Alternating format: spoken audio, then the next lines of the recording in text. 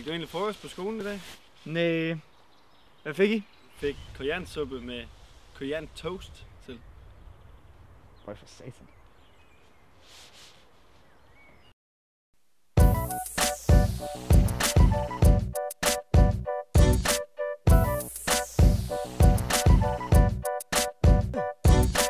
Bitter og ikke på den gode måde. Rammer så hårdt som en britisk flåde. Forestil jer en toast med smag af koriander. Det er vist ikke der jeg vil bruge mine slander. Hvorfor de putter det i, det er en gåde. Vi ligger, tigger og beder dem om noget. I straffer vores snækler, når I kommer det i. Ja, har I ikke fattet, det er ikke noget vi kan lide. Koriander, du er en fucking bitch. Du smager som røven på den sureste bitch. Koriander, du er en fucking bitch. Du smager som røven på den sureste bitch. Påskeæg, hat med næb og et tvedelt skæg. Alt med smag af Alexander. Koriander, ikke noget der tryllebandt mig. Så tanter, tag og slå en plettet panter. Og en taske fyldt med bander. For koriander, ukrudtsplanter.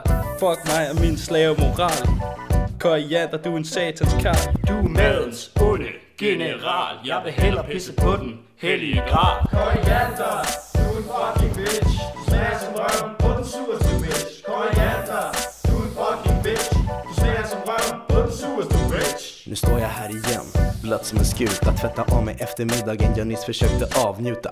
Men som alltid slutade i tragedi. Allt på grund av en krydda kocken aldrig kan låta bli. Djävulens verk, även kallad koriander. Lika fucked i huvudet som Lisbeth Salander. Jag äter allt som ätas kan, från vitlökar till damm. Men när det kommer till koriander är jag inte lika mycket man. Koriander, du er en fucking bitch. Du smager som røven på den sureste bitch. Koriander, du er en fucking bitch.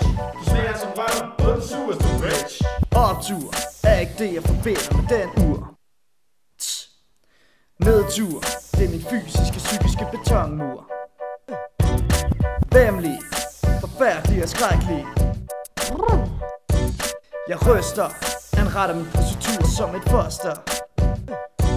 For moster, din madlavning det koster. Men bortset fra det smager det så godt.